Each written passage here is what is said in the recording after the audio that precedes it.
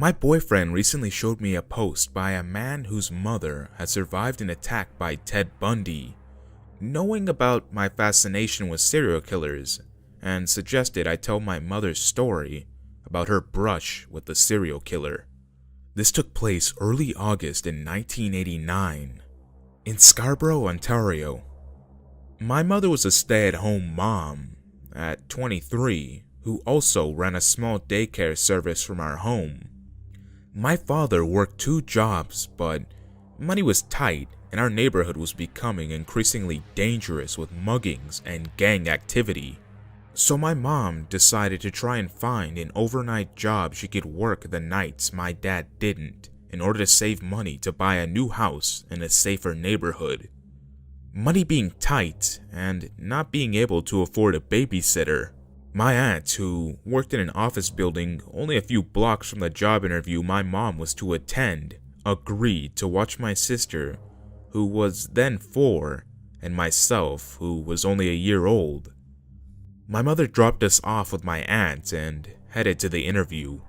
She arrived earlier than she thought she would and decided to stop in the lobby and have a cigarette to calm her nerves.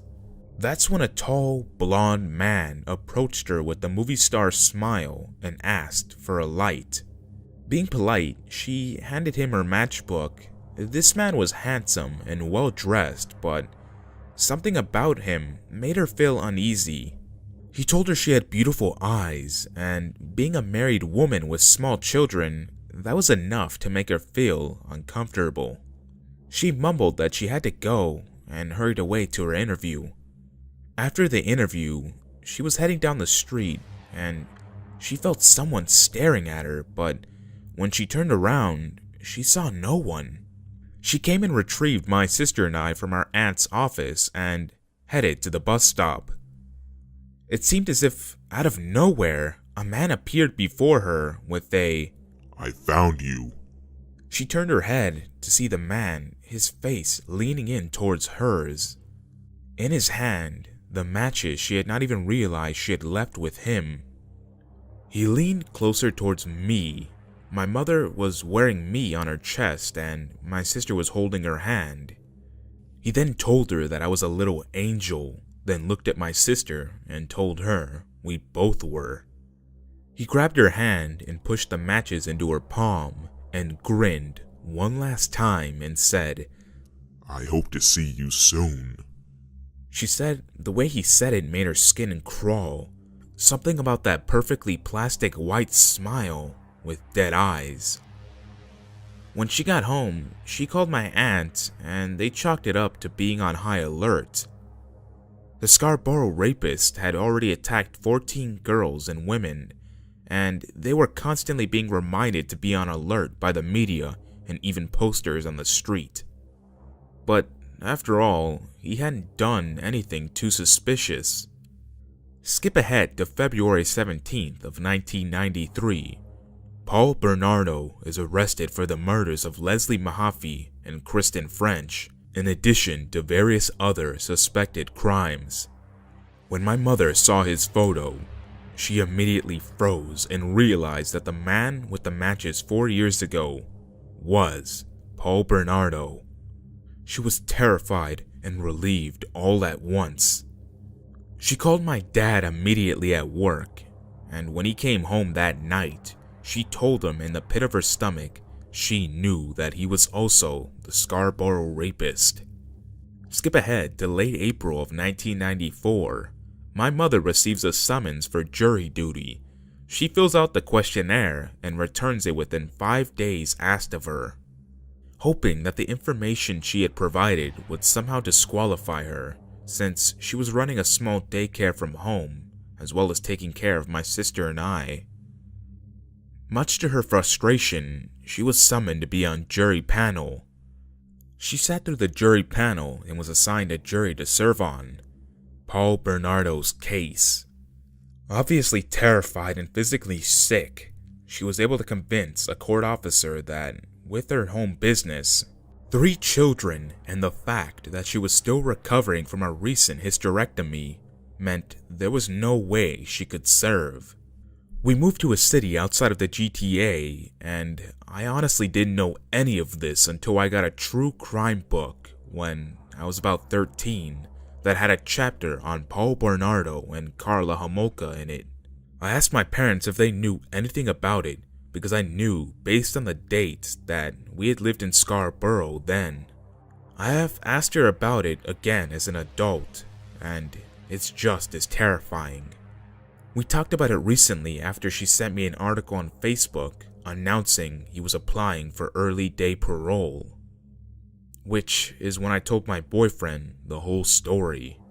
Serial killers and other morbid things that fascinate me are not something I discuss with him often because he's a scaredy cat and not a horror fan.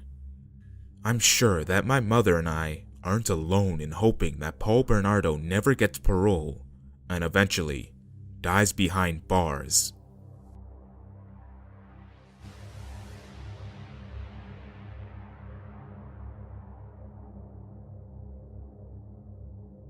I tell this story all the time to my friends and feel it would be a good fit here.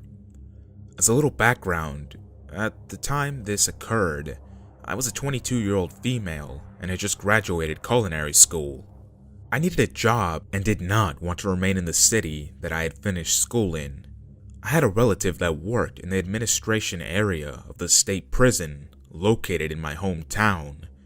Now, due to the nature of this place, and my not being entirely sure what the rules are for identifying some people and places, I will have to be a bit vague in my descriptions, and I apologize for that. I will say that it was a prison designed originally for high security inmates, but due to lack of other facilities in the state, the population ended up getting mixed. The population ended up being a mix of low and high security people. My relative told me that there was an opening in the food production area of the pen. As a supervisor, it paid well, had benefits, and really did look good on a resume. I was interviewed for the position, and was hired, and moved back to my hometown. I was pretty much just thrown into the job and spent my first couple of months before and during training. I worked in the main facility, supervising the inmate workers in the chow hall, escorting them by myself between the different areas of the facility to deliver and pick up chow carts, and etc. Just to be clear, in this place, you were always on camera, have a radio on your belt, a distress panic button, and all sorts of other security. It was still kind of creepy though. Once I finished training, I was moved over to a separate facility where the actual cooking and production was done. As soon as I got there, I started hearing about a man who went by the title of BB and was a senior guy at the facility amongst the inmates, and was a serial killer. At the time, he was in a different state, facing charges on what local authorities believed were several more of his victims after remains were found in the area. Needless to say, I was a bit intrigued. So about a month later, B comes back, and I will never forget meeting him for the first time. First off, he was enormous, about 6'5" and 300 pounds, but not fat. He had gigantic hands and feet, and icy blue eyes. He was also extremely quiet, polite, and a very hard worker. He was kind of my right-hand man, as he was very familiar with the facility and had been working the kitchen for years. Most of the guys I worked there with were fine, and most liked me, as I, will go by the name A, was a young girl, and B made the food taste good. There were guys in there for drug offenses, lifers that just wanted to keep their noses clean and live with as little hassle as much as freedom as possible. And many general low-threat guys. There were definitely still assholes and creeps though, but that's the name of the game, I guess. I never really felt threatened, especially after one afternoon working with B. Another inmate had jokingly come up behind me and said, "Boo," laughing about how he had gotten me. He then went on his merry way, and B came up to me, a very serious look on his face, and said, If anything ever happens here, or someone messes with you, you come find me, and I'll take care of you. I was kind of taken aback, but I hate to say this, flattered at the same time. No one messes with B, and most seemed almost in awe of the guy. Some of the stories they told me about him were nuts. So yeah, it felt kind of good to know that he was on my side, I guess. I will note that, as far as anyone's aware, he only killed men, and he was always polite to female staff, almost to the point of shyness. I never ever felt scared of or threatened by B, until one day, B and I were setting up the conveyor area where we filled and loaded the chow trays for the other facility. We were loading the big trays of enchiladas onto a cart when this little asshat called Skeeter started giving me crap. He had only been in the kitchen for a few weeks and had been a total creep and jerk to me from the moment he had showed up. I don't remember exactly what he was saying to me, but I was getting pissed and a bit flustered. B was bent over and placing a tray on the cart when he suddenly stopped and looked up at Skeeter and said in a low voice, almost under his breath, Don't start that shit, Skeeter. I don't know what it was about how quickly and drastically his demeanor changed, but I unconsciously took a step back. Those crazy blue eyes were focused on Skeeter, and the tone of his voice was so serious and sinister, it scared the crap out of me. Even though Skeeter was a little further away, and I didn't think he had heard what B said, he knew something was up too. He went white, mumbled an apology, and hurried off. I was still pulled back, staring at B with my mouth open, and just like that, he smiled, straightened up, and said something along the lines of, Now that that's done, what's next? And we went about our day. I ended up quitting not too long after. Working in a prison is rough, especially for a female my age. All of the other inmates told me that B was a fantastic artist, and at the time I left, I was told he was working on a drawing for me. I never got it, but that kind of bums me out. I will never ever forget that day on the line though. My whole time working there was crazy, but that experience with B was by far the craziest.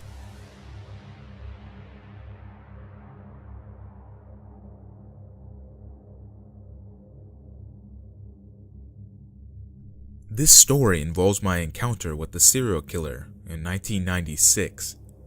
I was 22 years old and living in Terrebonne, Louisiana. I was living with my cousin at the time, and we were doing construction work, and our existences revolved around getting trashed on the weekend. One Friday night, we went out with a co-worker, Josh. We met Josh at his house in Houma and headed out. We hit the bars, and I was determined to get laid by 1 a.m., and I had completely struck out for the night. I was at the point of my alcohol consumption that I knew I wasn't going to have any success with the ladies. So we headed back to Josh's and couldn't manage to find our way back in our drunken states, and ended up in a section of town none of us had been to before. We came across another bar, and Josh convinced us that it was a good idea to go inside. Within 30 seconds of entering the bar, it was very obvious that it was a gay bar. None of us were gay, but we agreed with some prodding from Josh that we would stay and have a few drinks. I started getting advanced on by a heavy-set man. I make it apparent as quickly as possible that I'm not gay and that he should leave. He seems to accept this, but continues to spark up a conversation with me. I find him somewhat interesting, mainly due to his open sexuality, which I was new to. And about half an hour goes by, and the bar is dying down, and we continued chatting. He said that he lived nearby and that all three of us can crash with him and head out in the morning. At this point, he hadn't set off any alarm bells, especially not in my drunken state. I convinced Josh and my cousin that the guy was cool and that we had a nice place to stay nearby. They eventually trust my judgment and we head out. Eventually we find ourselves in a small trailer park. We get to his trailer and things start to get fucking weird. He had a giant bulletin board with pictures of men on it. Under the men's pictures were descriptions like loose fuck, rugged butt, white boys tight ass tees, and so forth. Just weird shit. My cousin even commented on it, and he stated that he likes to remember his partners. Okay. We were too drunk to even give a shit, and just wanted to get this night over with. But in the middle of the night at about 4 a.m., we were woken up by him screaming about, "If you're gonna sleep in my house, you're gonna have to pay." We naturally ask him what the fuck he's doing, and he insists that we were teasing him and want a good fucking. We eventually calmed him down and got the fuck out of there. 7 years later, I realized that the man was Ronald Dominique, who was eventually convicted of 23 murders of homosexual men. This was in 1996, and I often struggle with guilt over if I should have done something and contacted the police based on the weird vibes that he gave off and his inappropriate behavior. At the time of his conviction, I had long moved from Louisiana and was living in Northern Oregon.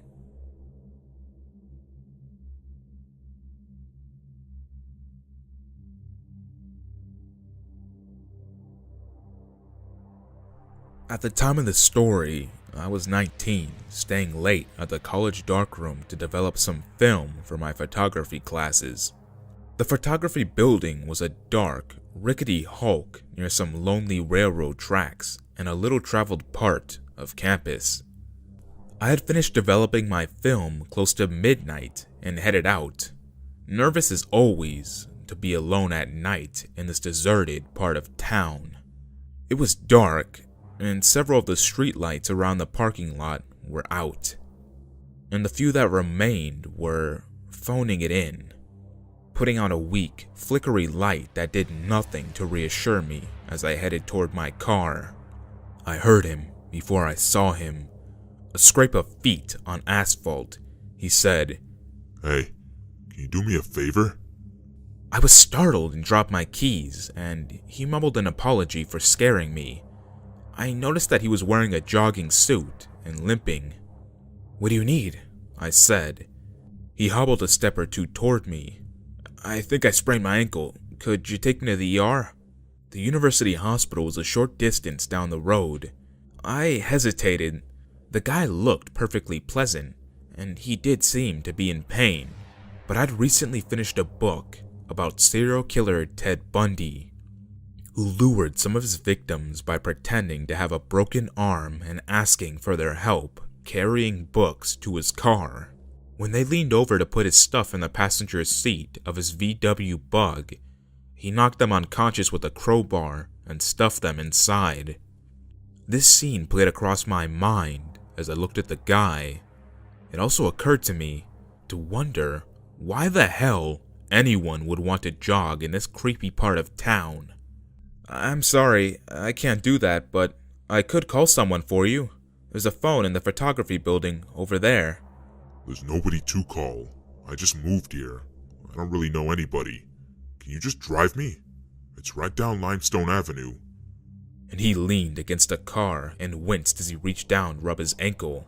I'll call you an ambulance," I offered. "No, I can't afford that. I don't have health insurance. Can you just drive me? I'll pay you $20. There was something in the way he said that last bit. Something wrong. Like that exercise in my acting class where we had to recite, "Mary had a little lamb," as though we were delivering a tragic monologue or a furious rant. There was a tone rising up that didn't quite match the words he was saying, A raw urgency that had reached down inside me and hit the panic button hard. There was a moment of silence between us. I can't help you, I said. I'm leaving. I gripped my keys, slipping them between my fingers, the way my mom had taught me, so I could use them as a weapon if he came at me. I kept my eyes on him as I speed walked the last few feet to my car. He watched me drive away, still leaning against that car, a flat expression on his face.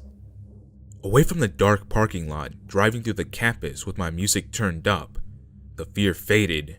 I started to feel a little guilty for leaving the guy there, although I knew I'd done what my mom and dad would have wanted me to do. I was about to turn into my dorm parking lot when I realized I needed to pick up some breakfast for the next morning, so I turned around and headed back in the direction I'd come. About a minute down the road, my stomach clenched. There was the guy in the jogging suit, running along the sidewalk. His ankle was perfectly fine. Later that summer, 2 students in my college were attacked by those same railroad tracks. The girl survived, but her boyfriend died. The man who attacked them was a serial killer dubbed the Railroad Killer by police. He murdered dozens of people across several states, most of them near railroad tracks. I didn't see his mugshot on TV until a few years later, but the picture broke me out in the same icy sweat I felt when I saw that guy running down the street. I can't be 100% positive, but my gut tells me that I escaped a serial killer that night.